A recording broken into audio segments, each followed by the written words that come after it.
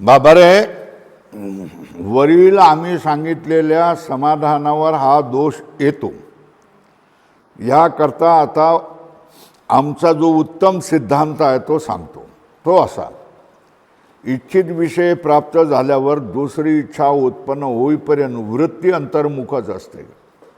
बरोबर आहे? हे लक्षात आलं?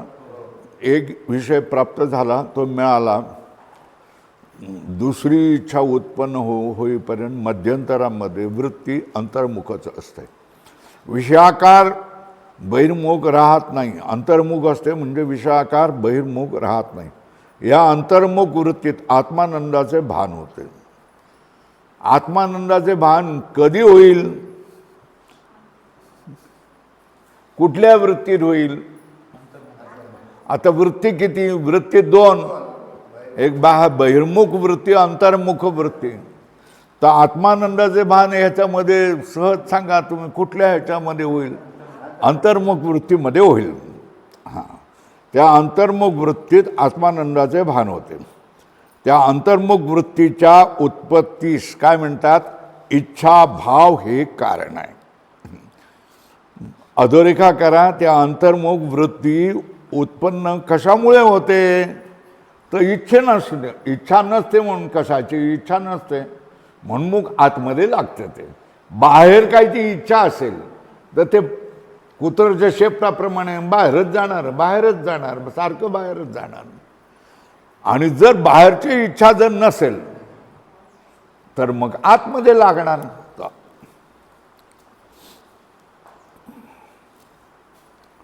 हे जरा बंद करून घ्या थोडंसं. मला ही हवाच सहन होत नाही. मी आजारी पडणार अशी हवा झाली. हां, लाईट लावली ना.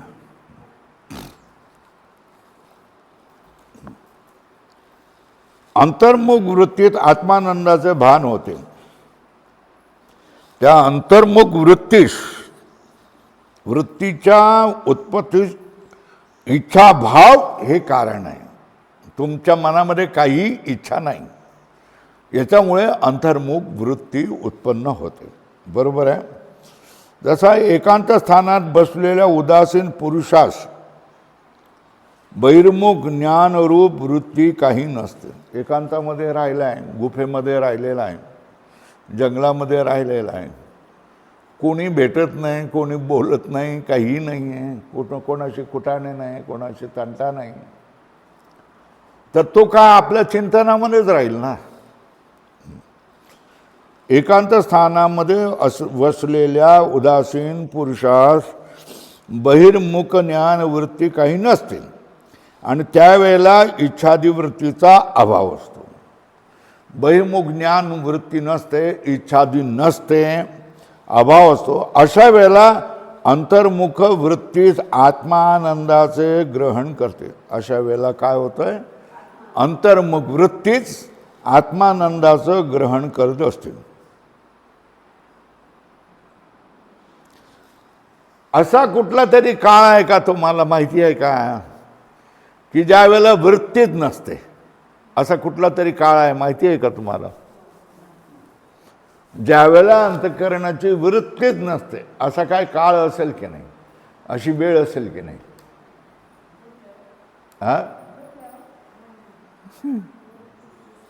तो बोलतो ज्यावेळेला वृत्ती नसते असा कोणताही काळ नाही.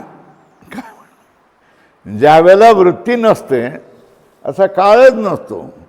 मन आहे ना, मन आहे तर ते चालतं फिरत राहणार. आपली वृत्ती बाहेर जाणार, आतमध्ये राहणार, बाहेर जाणार, आतमध्ये राहणार, हे तर करतच राहणार ना. कोण? कारण मनाचा स्वभाव आहे ना, कुठंतरी बाहेर जाणं, बहिर्मुख होणं, अंतर्मुख होणं हा त्याचा स्वभाव आहे. त्याच्यामुळे वृत्ती नसते असा कोणताही काळ नाही.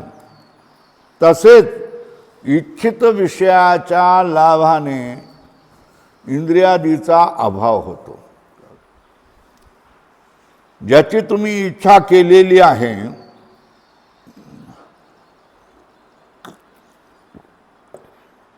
त्या इच्छित वस्तूच्या लाभाने, आता इच्छा कशाला होईल मग? इच्छाधिकांचा अभाव होतो. म्हणून पदार्थ ज्ञानानंतर अंतर्मुख वृत्ती मानलीच पाहिजे. काय काय सांगितलं? अधोरेखा करा. एखाद्या वस्तूचं ज्ञान झाल्यानंतर अंतर्मुख वृत्ती मानलीच पाहिजे. अधोरेखा करा. बरोबर आहे? कुठल्याही वस्तूचं ज्ञान झालं की मन अंतर्मुखच होतं. अंतर्मुख वृत्तीच झाली पाहिजे. त्या अंतर्मुख वृत्तीने आत्मानंदाचे ग्रहण आणि विषयाचे ज्ञान अत्यंत अव्यवहित आहे.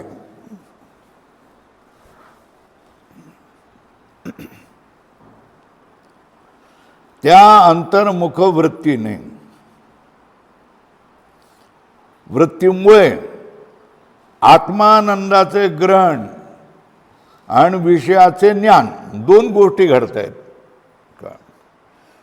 एक तर विषयाचं ज्ञान होतंय की हा विषय आहे म्हणून, आणि त्याच्यामध्ये सुखही मिळतंय म्हणून आत्मानंदाचे ग्रहण होतंय.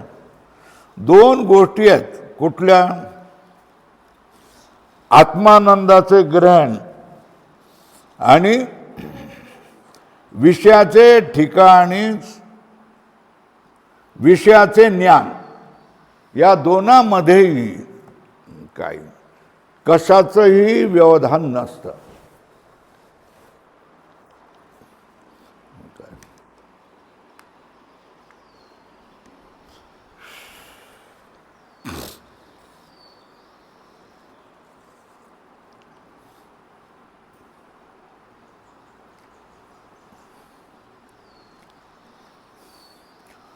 या अंतर्मुख वृत्तीमुळे आत्मानंदाचे ग्रहण आणि विषयाचे ज्ञान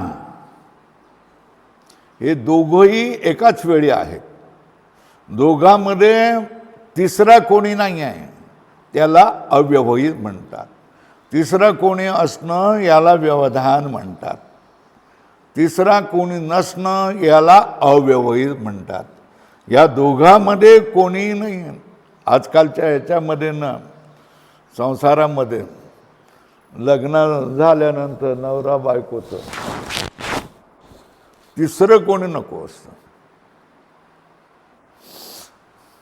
नवऱ्याची आई आली तर रोजच वाटतं.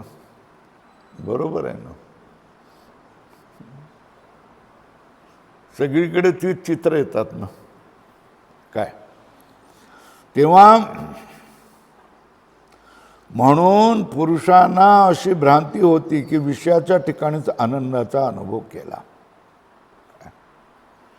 विषयाचं ज्ञान होतं आणि आत्मानंदाचा अनुभव होतो. ही दोघेही काय असतात? व्यवधान रहित असतात. ह्या दोघांच्या मध्ये कुठलंही व्यवधान नसतं. त्याच्यामुळे आपणाला काय होतं? भ्रांती होते. काय? विषयाच्या ठिकाणी आनंदाचा अनुभव केला असं कुठल्याही माणसाला वाटलं. हे बघ, ही वस्तू मिळालं, पाणी मिळाली, मग आनंद झाला. बरोबर आहे ना? तर विषयाच्या ठिकाणी आनंद आहे अशी भ्रांती होते. पण विषयाच्या ठिकाणी वेदांत आनंद मानतात का नाही मानतात? नाही मानत. बरोबर नाही? अजूनपर्यंत ऐकलं ना आपण? विषयाच्या ठिकाणी वेदांती लोक आनंद मानत नाही. बरोबर आहे ना? मग काय होतं? वृत्ती अंतर्मुख झाली का आत्मानंदाचे ग्रहण होते आणि विषयाचे ज्ञानही त्याच वेळेला होतं. मग ह्याच्यामध्ये हे दोघेही यांच्यामध्ये व्यवधान नाही आहे. त्याच्यामुळे पुरुषांना भ्रांती होते. काय भ्रांती होते? की विषयाच्या ठिकाणी ज्ञान आहे. वास्तवमध्ये विषयाच्या ठिकाणी ज्ञान नाही आहे. विषय प्राप्त झाल्यानंतर अंतर्मुख वृत्ती होते, त्या ठिकाणी आत्मानंदाचे भान होतं आणि विषयाचंही ज्ञान होतं. ही वस्तू मला मिळाली, बरोबर आहे. पण ही वस्तू मला मिळाली असं ज्या वेळेला तुम्हाला अनुभव होतो आहे ना, त्यावेळेला जो आनंद आहे तो विषयाकडून आलेला नाही, तो आतून आलेला आहे, हे लक्षात घ्या. ही मध्य जागा आहे ज्या ठिकाणी विषयाची तुम्हाला प्राप्ती झालेली आहे आणि अंतःकरणामध्ये काय झालं, ज्ञान झालेलं आहे. काय ज्ञान झालेलं आहे? अबवा विषय प्राप्त झाला, बरं झालं. इतके दिवस अडचण होती, प्रत्येक वेळेला काय बोलवायचं, रिक्षा बोलवायला लागायचं, त्याचे 200-300 रुपये रोज द्यायला लागत होते. त्याच्यापेक्षा बरं हे काहीतरी साधन आलं, स्वतंत्र आलं. तर या ठिकाणी विषयाचं ज्ञान झालं आहे. तर या विषयाच्या ज्ञानाच्या जवळ कोण आहे? तर आतला आत्मानंद आहे, बरोबर आहे. तो आत्मानंद त्या ठिकाणी प्रगट होतो. आतला जो आनंद आहे तो प्रगट होतो. विषयाच्या ठिकाणी आनंदच नाही ना, त्याच्यामुळे विषयाचा आनंद येण्याचं काय कारण नाही आहे. आनंद ही अंतःकरणाचा धर्म आहे, अंतःकरणामध्ये आहे. आत्म्याचा आनंद अंतःकरणामध्ये आहे. विषय मिळाला का त्या ठिकाणी झटकन कोण होतोय, तो जवळ होऊन येतो. विषय मिळाल्यानंतर वृत्ती कशी होती? अंतर्मुख होते, बरोबर आहे. आणि तिकडे तर आत्मानंद असतोच ना. त्याच्यामुळे या दोघांच्या मध्ये तिसरा कोणी नसल्यामुळे लोकांना काय वाटतंय, विषयाचं ज्ञान झालं ना मग विषयापासूनच आनंद मिळाला. मग पण विषयापासून आनंद मिळत नसतो. विषयाकडे आनंद असला तर ते दुसऱ्याला देईल ना. ज्याच्या जवळ जे असतं ते तो माणूस देईल ना. विटा बनवणारा माणूस काय म्हणेल, आम्हाला विटा पाहिजे होता, घेऊन जा. फुकट थोड्या विटा पाहिजे होत्या, हां ते पण घेऊन जातात. कोळसा विकणारा माणूस असेल तर त्याच्याकडे देण्यासारखं काय?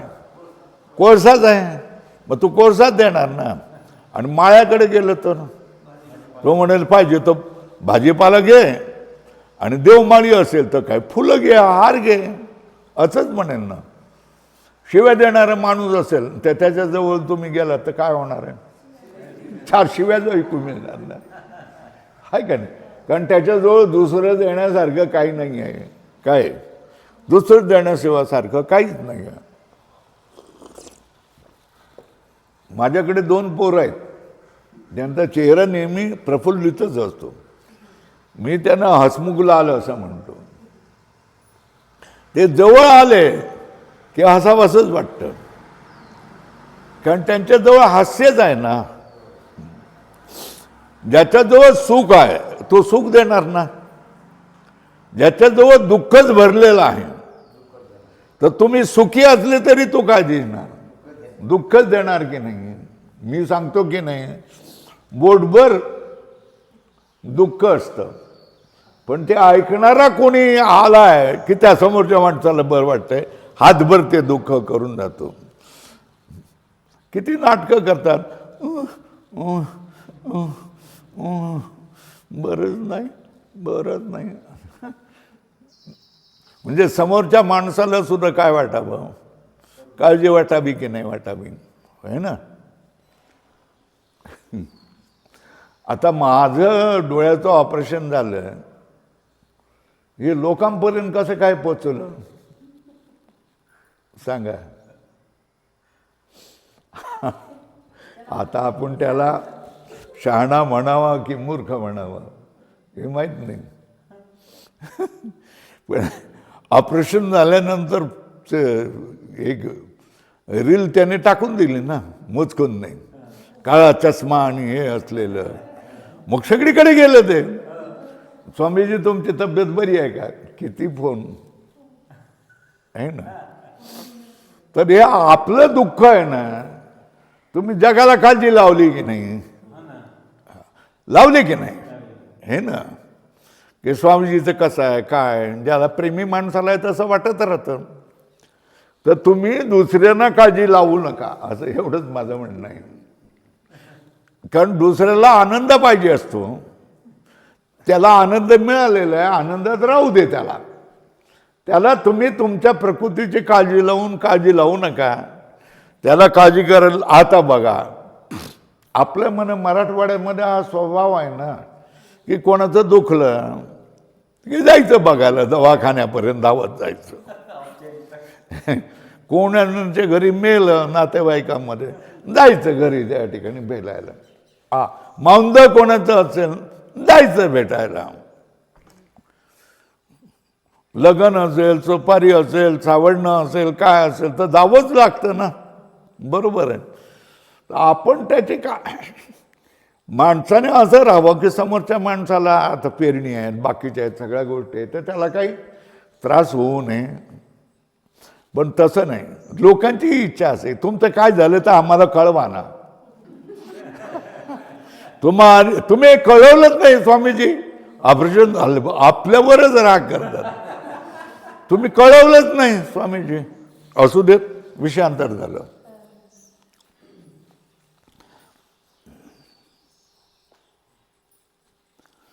अत्यंत म्हणून पुरुषांना अशी भ्रांती होते की विषयाच्या ठिकाणीच आनंदाचा अनुभव केला. विषय ज्ञानाकार वृत्तीने विषय उपहित चैतन्य आनंदाचे भान घडते असे म्हणावे तर त्याविषयी अशी अडचण येते की मार्गातील वृक्षाच्या ज्ञानाकार जी ज्ञानरूप वृत्ती सात्विक आहे, पण त्या वृत्तीनेही वृत्ती उपहित चैतन्य स्वरूपाचे भान झाले पाहिजे. इतकेच नाही तर सर्व तृण पाषाण आदी पदार्थाच्या ज्ञानाने तत्त पदार्थ उपहित चैतन्याचे भान झाले पाहिजे. तसा तर अनुभव नाही आहे ना. त्या वस्तूचं ज्ञान होतं, पण त्या वस्तू ज्याची उपाधी आहे त्या ज्ञानाचं ज्ञान होत नाही. जे सगळ्या वस्तू आपण पाहतो ना, हे पाहिलं आपण, हे पाहिलं तर ही उपाधी आहे ना, या उपाधीमध्ये चैतन्य आलं. ही उपाधी आहे ना, या उपाधीमध्ये चैतन्य आलं. ती वस्तू आपण पाहतो, पण त्या उपाधीमधील चैतन्याचा अनुभव आपल्याला येत नाही. हे समजावून सांगतायत.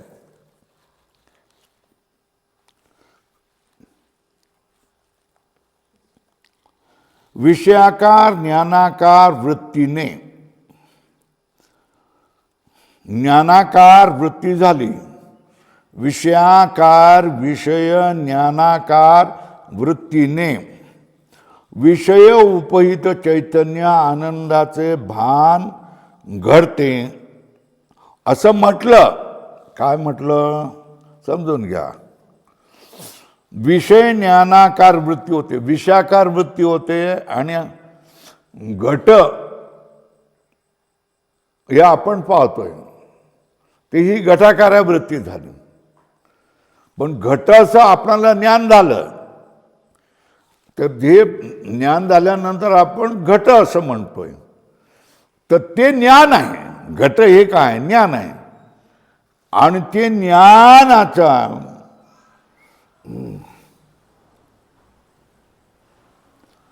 ही ज्ञानाकारा वृत्ती झाली. घटाकारा वृत्ती, विषयाकारा वृत्ती आणि त्या विषयाचा ज्ञानाकारा वृत्ती, अशी दोन वृत्ती होतात. कुठली?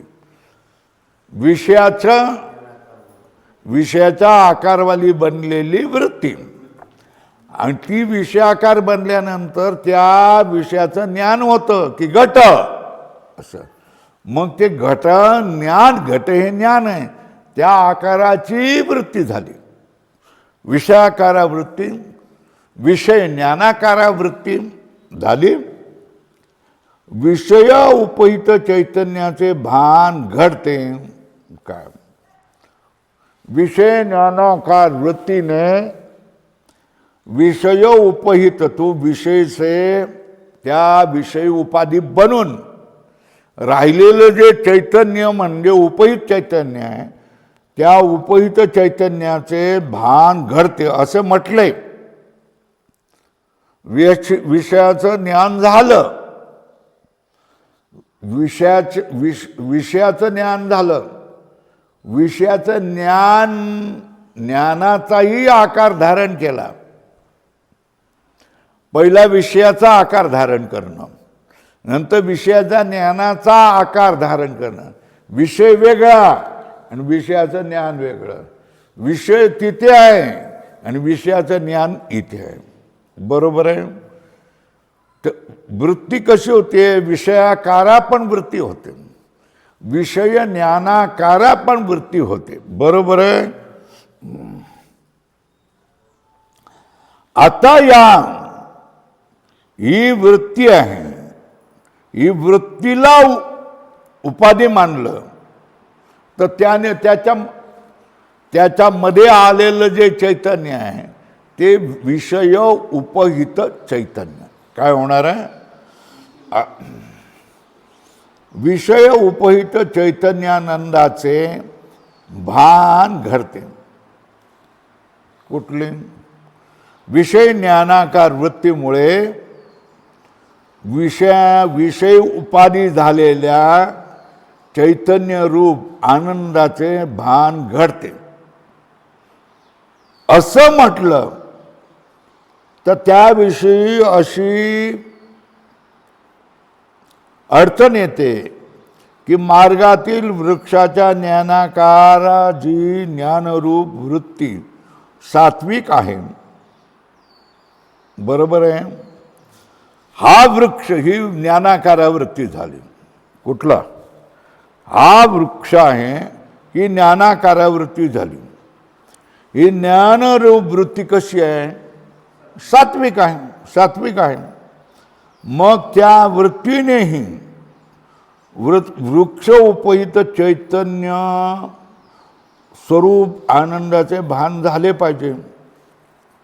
मग हा एक वृक्ष आहे, हे वृक्षाच्या ज्ञानाच्या आकारवाली वृत्ती झाली तर तिने काय व्हायला पाहिजे? त्या वृत्ती उपहित झाडामधलं जे चैतन्य आहे त्या झाडामधल्या चैतन्याचं देखील ज्ञान व्हायला पाहिजे, पण तसं ते होत नाही. मार्गातील वृक्षाच्या ज्ञानाकाराची ज्ञानरूप वृत्ती सात्विक आहे. बरोबर आहे. मग त्या वृत्तीनेही वृक्षाला उपाधी मानून जे चैतन्य होतं त्या चैतन्य स्वरूप आनंदाचे भान घडले पाहिजे.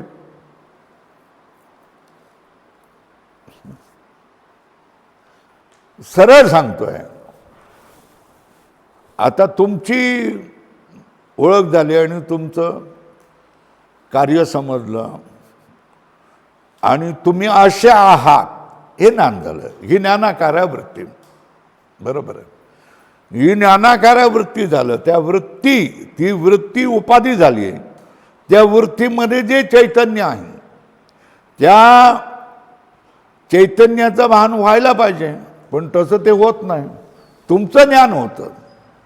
तुम्ही कसे आहेत, तुम्ही किती कार्य केले, चांगले पेंटर आहेत हे ज्ञान होतं.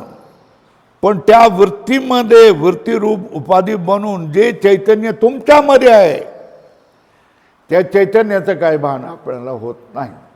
बरोबर आहे. रस्त्याने जाता येताना दगड असतो, तो दगड असं ज्ञान होतं का नाही? होतं.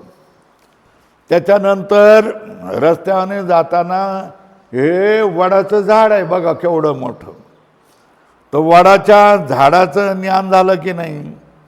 झालं. पण वडाचं झाड हे उपाधी बनून त्या उपाधीने घेरलेलं जे चैतन्य आहे त्या घेरलेल्या चैतन्याचं ज्ञान कुठे होतं? नाही होत. दगड एवढंच ज्ञान होतं. दगड उपाधी आहे आणि त्या उपाधीने घेरलेलं चैतन्याचं किंवा आनंदाचं मला ज्ञान झालंय असं आपण कधी म्हणतो का? नाही म्हणत.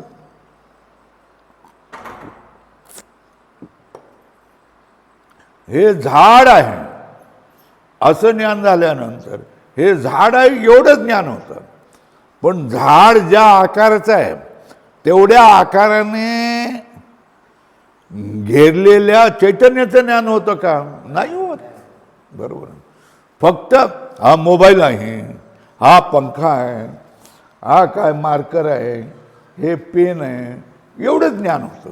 यांच्या घेऱ्यामध्ये आलेल्या चैतन्याचं ज्ञान कुठे होतं? नाही होत. तेच सांगतात. जर असं होत गेलं, विषयाचं ज्ञान झाल्यावर त्या वृत्तीमुळे उपहित चैतन्य त्याचा जर आपणाला अनुभव आला, यायला लागला, तर प्रत्येक मार्गातून जात असताना दगड पाहिला, झाड पाहिलं, ढेकूळ पाहिलं, लाकूड पाहिलं, फाटलेलं कपडा पाहिला, शेण पाहिलं, हे सगळं आपण पाहतो की नाही? तर त्याचं ज्ञान होतं. पण त्या वृत्ती उपहित चैतन्याचं ज्ञान मात्र होत नाही. तेवढंच ज्ञान होतं. हे घट आहे, हे शेण आहे, हा कचरा आहे, हे सुकलेलं पान आहे, एवढं ज्ञान होतं. पण त्याच्यामध्ये असलेल्या चैतन्याचं ज्ञान कुठं होतं? नाही होत. नाही तर आपत्ती होईल की प्रत्येकाला आपण पाहिला बरं, प्रत्येकाचं ज्ञान झाल्यानंतर त्या उपहित चैतन्याचं ज्ञान आपणाला व्हायला पाहिजे. ते तर होत नाही.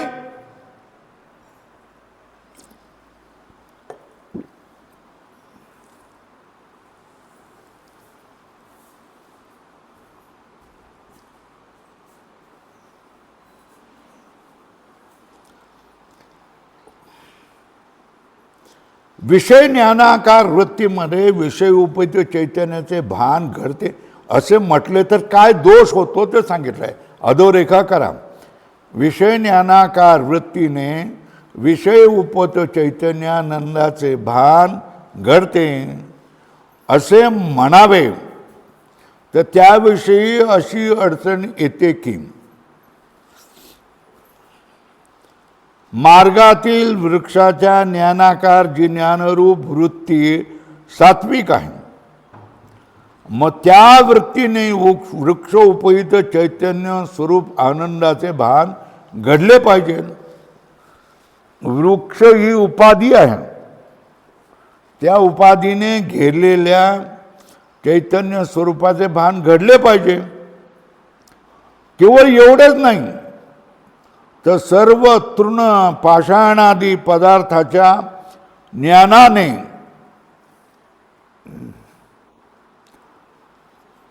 तत्तत् पदार्थ उपहित चैतन्यानंदाचे भान झाले पाहिजे. पण त्याचा अनुभव येतो का? नाही.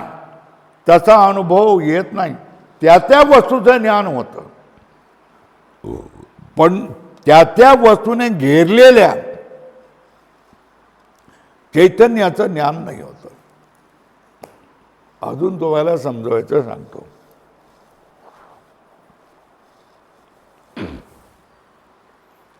आपण घटाकाश, मठाकाश हे आपण शास्त्रीय भाषेमध्ये बोलायला लागतो. बरोबर आहे ना? पण ही शास्त्रीय भाषा आपणाला कळत नसेल. बरोबर आहे. तो घट म्हटल्यानंतर तुमच्यासमोर काय येणार? घटच येणार. बरोबर आहे ना? आणि मठ म्हटल्यानंतर काय येणार? मठच येणार आहे ना. पण मठाकाश तुमच्यासमोर येईल का? नाही. त्या मठाने घेरलेलं ब्रह्माचं दर्शन, चैतन्याचं दर्शन तुम्हाला होईल का? नाही होत. घटाने घेरलेल्या आकाशाचं तुम्हाला दर्शन होतं का? नाही होत. घटाने घेरलेल्या आत्म्याचं तुम्हाला दर्शन होतं का? नाही होत. बरोबर आहे. हे आपण लक्षामध्ये ठेवा. आपणाला फक्त हा घट आहे एवढं ज्ञान होतं. आपणाला फक्त हा मठ आहे एवढं ज्ञान होतं. आतल्या ज्या मठाने घेरलेल्या आकाशाचंही भान होत नाही आणि मठाने घेरलेल्या चैतन्याचंही भान आपणाला होत नाही. तुम्ही थांबा जरा. चैतन्याचंही भान आपणाला होत नाही किंवा घटाने घेरलेल्या घटाचं ज्ञान होतं पण घटाने घेरलेल्या आकाशाचं भान होत नाही आणि घटाने घेरलेल्या चैतन्याचंही ज्ञान होत नाही. बरोबर आहे. फक्त ज्ञान कशाचं होतं? घटाचं ज्ञान होतं, मठाचं ज्ञान होतं. पण त्याने तिला उपाधी मानून आतमध्ये असलेल्या आकाशाचं किंवा चैतन्याचं ज्ञान आपणाला होत नाही. बरोबर आहे. ते तसं व्हायला लागेल. मग घटज्ञानाच्या अगोदर जर आपणाला त्याच्यामधलं चैतन्याचं भान व्हायला लागेल. आता बघा, इतकेच नाही की सर्व तृणपाषाणादी पदार्थाच्या ज्ञानाने तत्तत् पदार्थ उपहित चैतन्यानंदाचे भान झाले पाहिजे. तसा तर अनुभव नाही येत आहे. म्हणून अनात्म पदार्थाच्या ज्ञानरूप बहिर्मुख वृत्तीने पदार्थ उपहित चैतन्यानंदाचे ग्रहण होत नाही. अधोरेखा करा. काय अधोरेखा करा. काल अर्थकाला काय समजलं? आत्मपदार्थ नव्हे. विचार कशाविषयी चाललेला आहे? घट पट दगड धोंडा पाषाण पान वृक्ष पहाड नदी या अनात्म पदार्थाविषयी आपण बोलतोय. म्हणून अनात्म पदार्थाच्या ज्ञानरूप ही कुठली आहे वृत्ती? अंतर्मुख का बहिर्मुख? ही बहिर्मुख वृत्ती. बहिर्मुख वृत्तीने पदार्थ उपहित चैतन्यानंदाचे ग्रहण होत नाही. बरोबर आहे.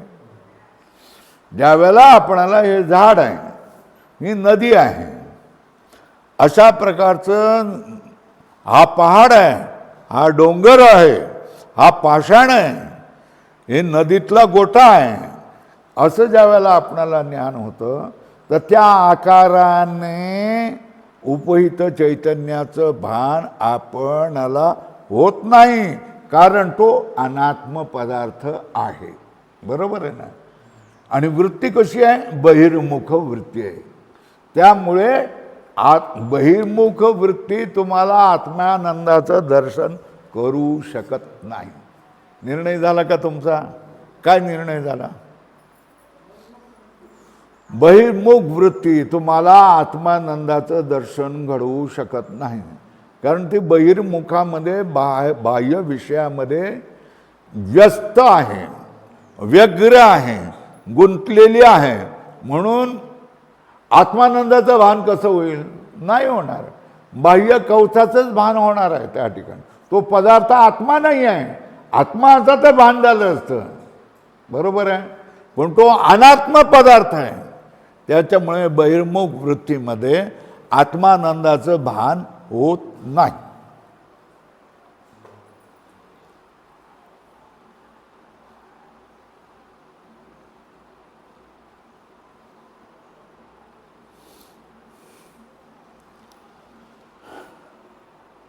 म्हणून अनात्म पदार्थाच्या ज्ञानरूप बहिर्मुख वृत्तीने पदार्थ उपहित चैतन्यानंदाचे ग्रहण होत नाही. बरोबर आहे. पदार्थ उपहित चैतन्याचे ग्रहण होत नाही. तर इच्छित विषय प्राप्तीने काय? इच्छित विषयाची प्राप्ती झाल्यानंतर वृत्ती कशी होईल? प्राप्ती झाल्यानंतर, इच्छित विषयाची प्राप्ती झाल्यानंतर आता वृत्ती बहिर्मुख राहिली नाही. मग कशी झाली? अंतर्मुख झाली. बरोबर आहे. अंतर्मुख झालेल्या वृत्तीच्या ठिकाणी आत्मानंदाचे भान होते असेच म्हटले पाहिजे. अधोरेखा करा आणि पक्का निर्णय करून टाका. काय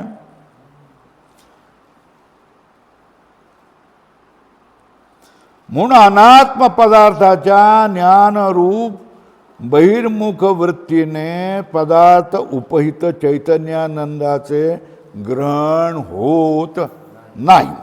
मग इच्छित विषय प्राप्तीने जी अंतर्मुख झालेल्या वृत्तीच्या ठिकाणी आत्मानंदाचे भान होते असेच म्हटले पाहिजे. अधोरेखा करा याला आणि निश्चय ठेवा. विषयाची प्राप्ती झाल्यानंतर दुसरी कुठली इच्छा होत नसल्यामुळे, बहिर्मुख वृत्ती नसल्यामुळे वृत्ती अंतर्मुख होते आणि त्या वृत्तीमध्ये असलेल्या आनंदाचं भान आपल्याला होतं. म्हणून आपल्याला आनंद होतो विषय प्राप्त झाल्यानंतर. विषयाच्या आनंदाने नाही. विषय प्राप्ती झाल्यानंतर बहिर्मुख वृत्ती होते, त्या वृत्तीने नाही. विषय प्राप्त झाल्यानंतर दुसरा विषय ज्या वेळेला येत नाही, वृत्ती अंतर्मुख होते. त्या अंतर्मुख वृत्तीमध्ये आत्मानंदाचं काय होतं? भान होतं. बरोबर आहे.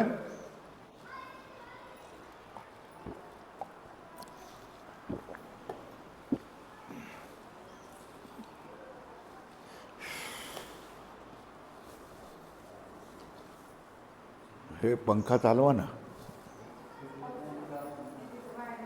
हा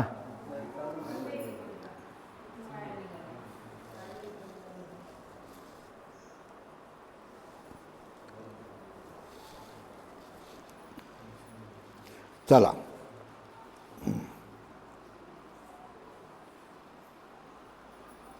जर आत्मा आनंदरूप नसेल, तर्क केला जातो. आता तर्क काय केला जातो? जर आत्मा आनंदरूप नसेल तर विषय प्राप्तीने आनंदाचे भान होणार नाही व होतही नाही. काय जर आत्मा आनंदरूप नसेल तर विषय प्राप्तीने आनंदाचे भान होणार नाही व होतही नाही. अशी कल्पना करा की कोणाचा प्रिय पुत्र किंवा अन्य कोणी प्रिय मरण पावल्यामुळे अत्यंत दुःख होते. यावेळेला दुसरे पुष्कळ अनुकूल पदार्थ प्राप्त असतात, परंतु त्यापासून सुख होत नाही. यावरून आत्म्याचा आनंदरूप आहे असे सिद्ध होते. काय सिद्ध होते? कशामुळे काय सिद्ध होते? कोणाचा प्रिय पुत्र, एकुलता एक पुत्र अथवा अन्य कोणी प्रिय माणूस मरण पावल्यामुळे अत्यंत दुःख होते. त्यावेळेला बाहेरच्या बाजूला पुष्कळ अनुकूल पदार्थ असतात की नाही? असतात. पण मग त्यापासून सुख व्हायला पाहिजे की नाही?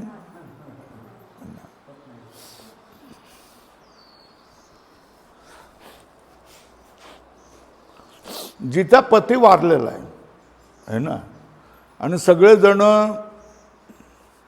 आलेले आहेत, कालपासून ती भुकी आहे. बरोबर आहे. पतीचं चिंतन करत राहिल्यामुळे, सेवा करत राहिल्यामुळे तिने काय खाल्लं पिल्लेलं नाही आहे. आणि आज सकाळी मरण झालं. मरण झाल्यानंतर ते जाळण्या बेळण्यामध्ये, माती करण्यामध्ये पुष्कळ वेळ गेला. आता ती तर स्वतःच्या घरात काही करणार नाही ना. मग बाजूच्या शेजारची लोक येऊन सांगतात तुमच्याकडे काय करतात मला माहीत नाही, है ना. शेजारचे लोक काय करतात, आणून देतात आणि आता जेव म्हणून सांगतात की नाही. ती बाई जेवते की नाही जेवते? नाही जेवत. बरोबर आहे ना. जेव, उपाशी राहून कसं चालायचं? आता आपणालाच राहायचं आहे, आता आपणालाच आयुष्य काढायचं आहे. उपाशी राहून काय करणार आहे? जेव जेव म्हणून सांगितलं. तर ती बाई जेवते का नाही जेवते? का? जेवण हे भूक शमवणारं साधन आहे की नाही? साधन आहे ना. तर अनुकूल साधन आहे की नाही? मग अनुकूल साधन जवळ आल्या असून सुद्धा ती नाकारते, कारण त्या दुःखाच्या वृत्तीने ती घेरलेली आहे, ग्रस्त आहे. म्हणून अनुकूल पदार्थ जवळ असताना देखील तिचे ते ग्रहण करण्याकडे तिची वृत्ती होत नाही. बरोबर आहे. कारण जो मेलेला आहे तो तिचा अत्यंत प्रिय पुत्र, एकुलता पुत्र होता, किंवा जो नवरा मेला तोही तिचा अत्यंत प्रिय नवरा होता, प्रेम करणारा नवरा होता. तर तिची जेवणाकडे वृत्ती होत नाही अनुकूल पदार्थ असताना सुद्धा.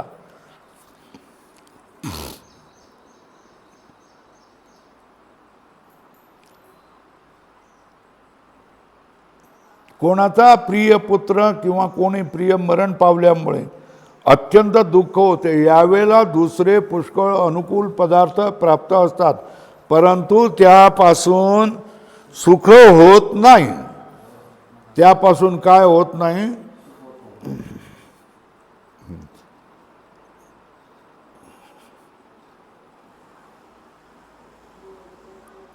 सुख होत नाही. यावरून आत्माच आनंद रूप आहे. या सगळ्या चिंतनावरून काय निर्णय होतं? बाह्य पदार्थापासून अनुकूल असला तरी सुख होत नाही, कारण बाह्य वृत्तीने, दुःखाच्या वृत्तीने ती घेरलेली आहे.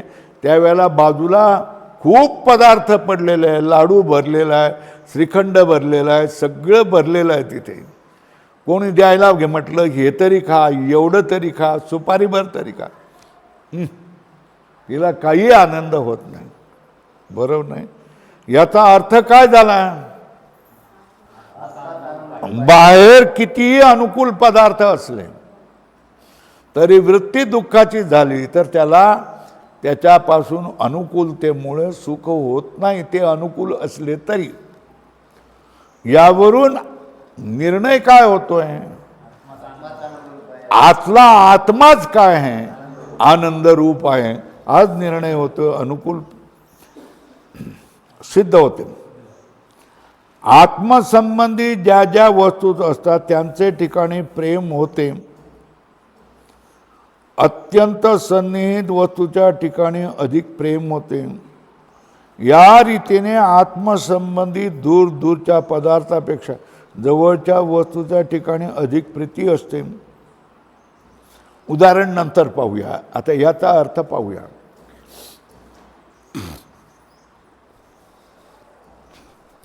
अग्नी पेटलेला आहे ना, आणि थंडीचे दिवस आहे, तर सुख कोणाला होईल? अग्नीमुळे सुख कोणाला होईल? जो अग्नीच्या जवळ असेल त्याला काय? अग्नीच्या सुखाचा, उष्णतेचा लाभ होईल थंडीच्या काळात मध्ये. बरोबर. आणि दूर दूर दूर दूर असतील त्यांना कमी कमी लाभ होईल ना. कशाचा? उष्णतेचा. काही लोकांना फक्त जळता अग्नीच पाहावा लागेल, आहे ना. ज्यावेळेला खूप थंडी असते डिसेंबरची, त्यावेळेला गावागावांना शेकोट्या फिरतात की नाही? शेकोट्या पेटवतात की नाही? मग त्या शेकोटीच्या जवळ जे अगदी जवळ असेल त्याला सुख मिळतं. त्याच्या पाठीमागे जो असेल त्याला कमी सुख मिळतं. त्याच्या पाठीमागे असेल त्याला अत्यंत कमी सुख मिळतं. बरोबर आहे. आता जो अंतःकरणामध्ये जो आत्मा बसलेला आहे हा कोण आहे? आनंदाचा स्रोत आहे. कशाचा स्रोत आहे? स्रोत आहे. आनंदाचा कंद आहे. बरोबर आहे. मग त्या आनंदाचा लाभ कोणाला जास्त मिळणार आहे? हा, जो आत्म्याच्या जवळ असेल त्याला जास्त आत्म्याच्या आनंदाचा लाभ मिळणार. मग त्याच्यापेक्षा कमी, त्याच्यापेक्षा दूर जो असेल त्याला, मग त्याच्यापेक्षाही कमी, त्याच्यापेक्षाही जो दूर असेल त्याला आनंद मिळेल. बरोबर आहे. मग आता बघा, आत्म्याच्या जवळ, अत्यंत जवळ कोण आहे? हा, नाही नाही नाही, आत्म्याच्या सगळ्यात जवळ कोण आहे? आता मी एक टीप देतो तुम्हाला. पदार्थ कुठले कुठले आहेत? बाह्य पदार्थ आहेत, है ना. नंतर शरीर आलं, मग शरीराची नंतर कोण आले? इंद्रिय आले, नंतर मग अंतःकरण आलेलं आहे. आता बोला, बरोबर आहे ना. मग आत्म्याचा आनंद कोणामध्ये झलकेल? मग कोणामध्ये झलकेल? इंद्रियामध्ये. मग कोणामध्ये झलकेल? शरीरामध्ये झलकेल. बरोबर आहे. तर ते बघा,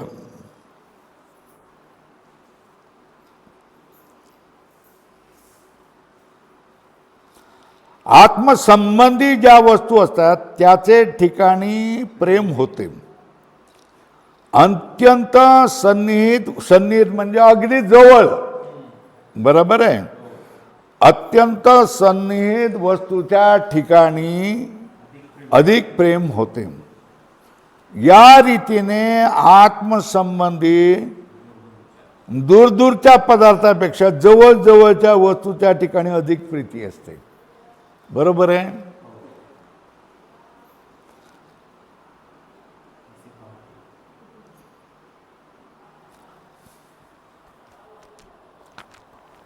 समोरून दोन माणसं येत आहेत. काय?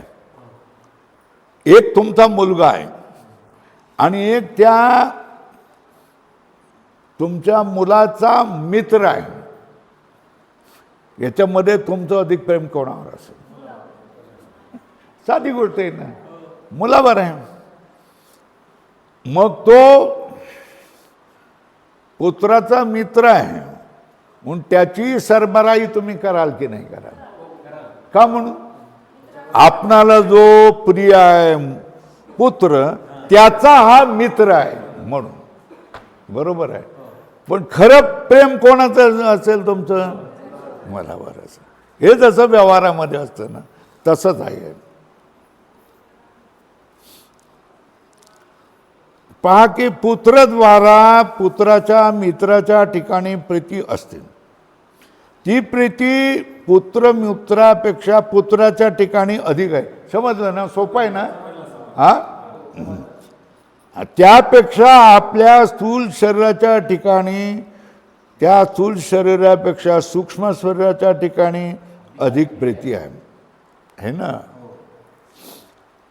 पुत्राच्या मित्रापेक्षा जास्त प्रेम कोणावर असणार आहे?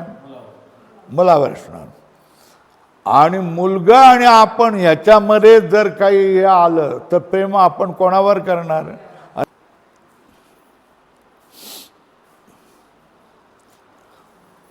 तर आता पुत्रापासून आपण मित्रापासून कोणाजवळ आलो? पुत्राजवळ. पुत्राजवळ येऊन आपण काय आलोय? आपल्या स्थूल शरीराकडे आलोय.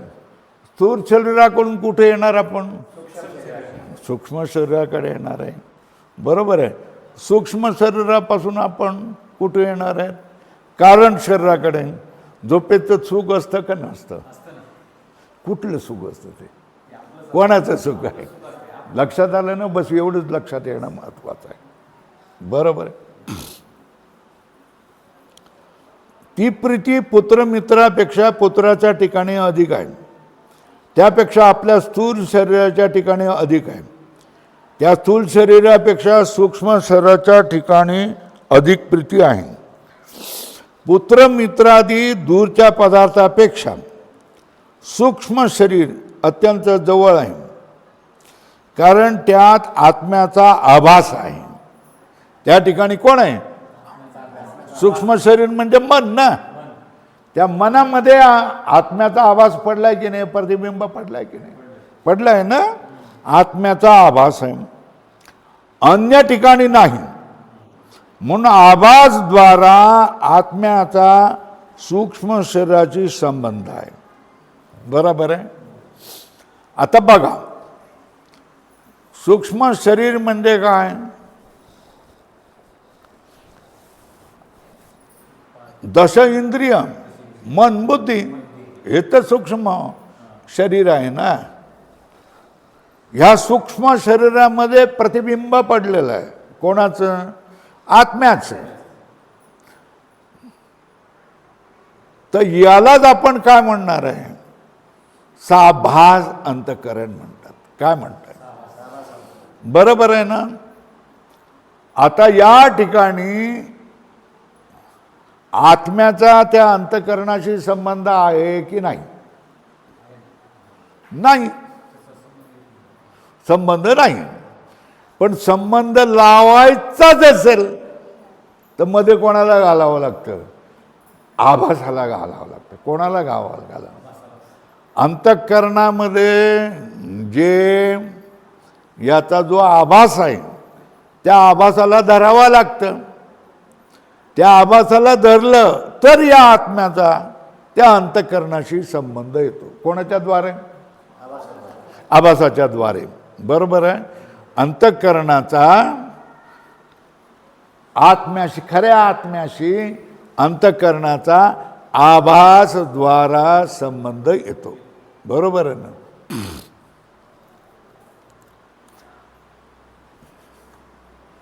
तुम्ही वाटीमध्ये पडलेलं सूर्याचं प्रतिबिंब पाहतो है ना? मग या प्रतिबिंबाच्या द्वारे सूर्याशी संबंध तुमचा येतो. बरोबर आहे.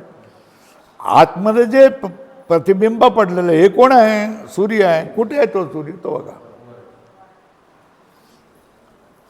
तशा तऱ्हेने अंतःकरणाशी आत्म्याचा संबंध अंतःकरणामध्ये पडलेल्या प्रतिबिंबामुळे, आभासामुळे येतो. बरोबर आहे. चला पुढे.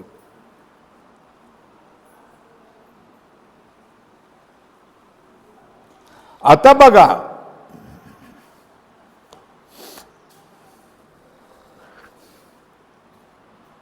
आत्म्याचा संबंध सूक्ष्म शरीराशी येतो.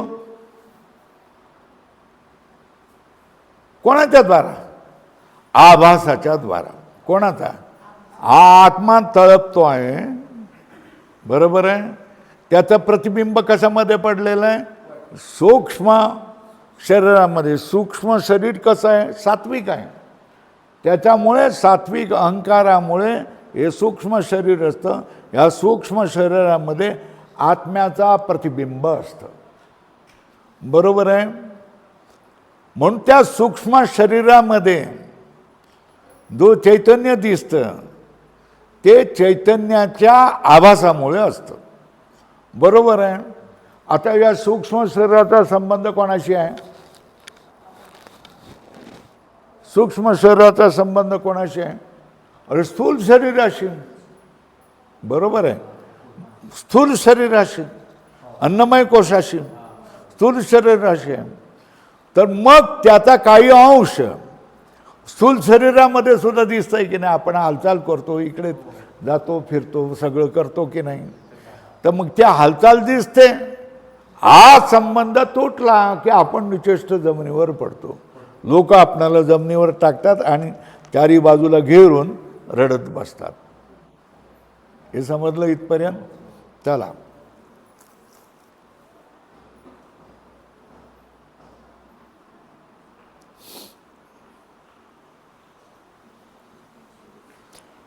त्या सूक्ष्म शरीराशी स्थूल शरीराचा संबंध आहे. स्थूल शरीराद्वारा, हे स्थूल शरीर आहे, हा माझा पुत्र आहे, तर या पुत्राशी संबंध आहे ह्या स्थूल शरीरामुळे. आता ही आपण सुद्धा मराठवाड्याचे लोक सुद्धा काय करतोय? इंग्रजी शब्द वापरतो आणि त्या इंग्रजी शब्दाचा अर्थही आपणाला करतो. लिंक हा एक असा शब्द आहे. बरोबर आहे ना? तर आत्म्याची अंतःकरणाशी लिंक आहे, म्हणजे शृंखला आहे. कोणाच्या माध्यमामधून? आभासाच्या माध्यमामधून. बरोबर आहे. आता या अंतःकरण म्हणजे सूक्ष्म शरीर झालं ना. सूक्ष्म शरीराचा कोणाशी संबंध आहे? आता स्थूल शरीराचा कोणाशी संबंध आहे? हा माझा पुत्र आहे, या पुत्राशी संबंध आलाय. बरोबर आहे. मग आत्म्याचा आनंद सगळ्यात अधिक कुठे झलकणार? कुठे झलकणार?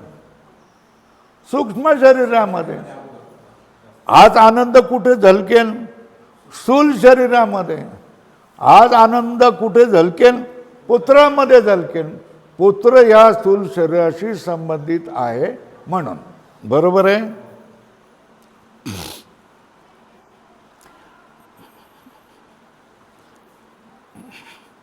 आणि त्या पुत्राच्या मित्राशी संबंध करतोय. तर मित्राशी आपला संबंध कोणाच्या? पुत्राद्वारा आहे ना. ही साखळी कळली का? काय? आत्मा, सूक्ष्म शरीर, कशामुळे? आभासामुळे. बरोबर आहे? सूक्ष्म शरीराचा संबंध कोणाशी? स्थूल शरीराशी. या स्थूल शरीराचा संबंध कोणाशी? आपल्या पुत्राशी. आपल्या पुत्राचा संबंध कोणाशी? पुत्राच्या मित्राशी. म्हणून पुत्राचा मित्र आला तर आपल्याला आनंद होतो. बरोबर. पुत्र आला तर अधिक आनंद होत असेल. पण आपण जाणतो ना, समोरून कोणी माणूस आला तर आपण अनोळखी असं दाखवत नाही. हा आपल्या कोण आहे? चेतनचा मित्र आहे असंच आपण म्हणतो की नाही? मग त्याला बसवतो की नाही? चहा देतो की नाही? घरात काय असलेलं गोडधोड देतो की नाही? देतो. फ्रीज असेल तर आईस्क्रीम आणून देतो की नाही? नाही देतो. का देतो? पण साखळी समजली काय? साखळी समजली तर त्याच्यावर आपण का प्रेम करतो हे तुम्हाला कळेल. झालं?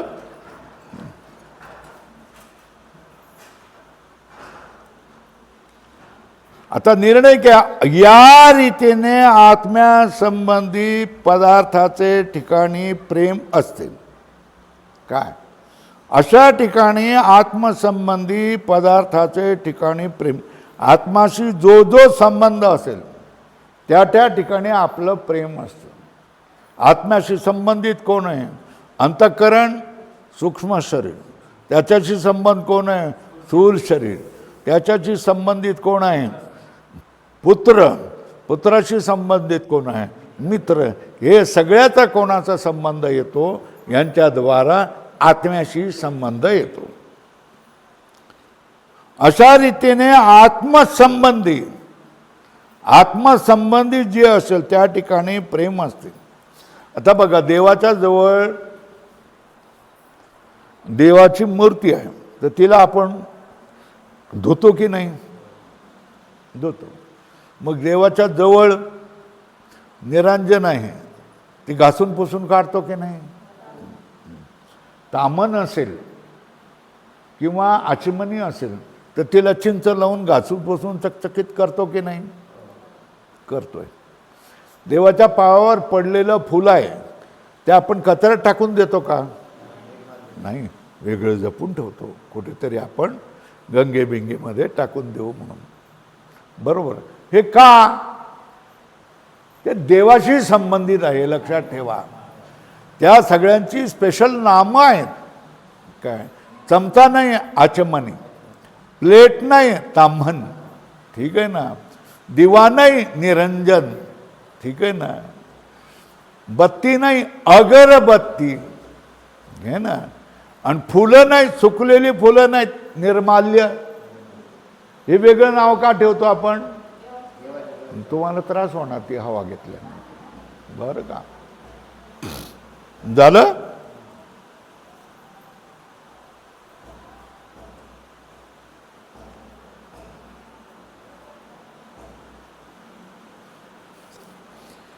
आता जे आपण दुसऱ्या कोणावर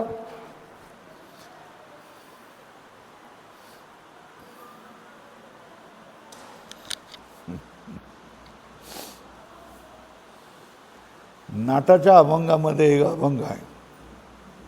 काय? बैसता संताचे संगती, कळो आले कमळापती. झालं ना? ह्याच्यानंतर निर्णय त्याने काय केला? आपुले कोणीच नाही. बरोबर ना? निश्चय चित्ती दृढ झाला. बरोबर आहे ना. केव्हा? कमळापती म्हणजे आपला आत्म्याशी चैतन्याशी संबंध आल्याबरोबर त्याचा निर्णय काय झाला? आपलं कोणीच नाही. बरोबर आहे. आपला कोणीच नाही, आपला फक्त एकच आहे असा त्याचा निश्चय झाला की नाही. कारण आत्म्याच्या प्रीतीमुळे दुसऱ्यामध्ये प्रीती येते. बरोबर आहे ना. त्यांच्यावर आपण प्रेम करायला लागतो. पण ज्या वेळेला आपल्याला लक्षात येतं, काय येतं की सगळ्या प्रीतीचा स्रोत आहे ना, कंद तो परमात्मा आहे, त्यावेळी ह्याच्यामधली प्रीती आपली कमी होऊन जाते. नको. बरोबर आहे. त्या परमात्म्यावर आपण काय करायला लागतो? प्रेम करायला लागतो. ही सगळ्यात विचारसागरामध्ये या सगळ्या आपण जे शास्त्रीय ग्रंथ शिकतोय त्याच्यामध्ये या प्रक्रिया ज्या आहेत ह्या अत्यंत महत्त्वाच्या आहेत. हे सगळं आपण करत असतो है ना, पण ते कसं घडतं, कसं होतं हे समजणं महत्त्वाचं आहे.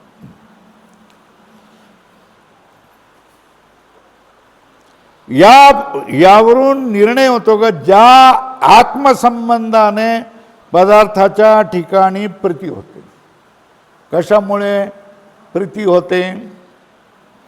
आत्मसंबंधाने पदार्थाच्या ठिकाणी प्रीती होते. मग त्या आत्म्याच्या ठिकाणी मुख्य प्रीती आहे. कळो कळो आले कमळापती. कोणाच्या ठिकाणी बसल्यावर? बैसता संताचे संगती कळो आले कमळापती. आपली बुद्धी कोणी बिघडवली किंवा सुधारली? कोणी? संतांनी. बरोबर आहे की कोणावर प्रेम करायचं आहे? ज्याला आपण प्रेम करावं असं वाटतंय, आपलं स्वतःचं शरीर, आपला पुत्र, आपली पत्नी, आपला पती, त्यांच्या संबंधित मेवणा, त्यांच्या संबंधित व्याही जे कोण असतील यांच्यावर जे आपण करतो ही सगळी प्रीती त्या मुख्य प्रीती